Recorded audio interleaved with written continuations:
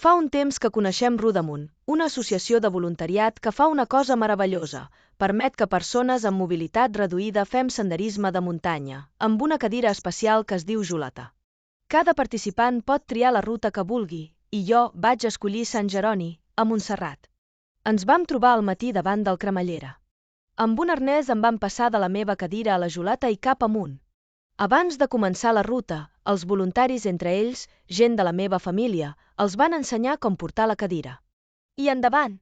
Tot era natura, olors, silenci, meravellós.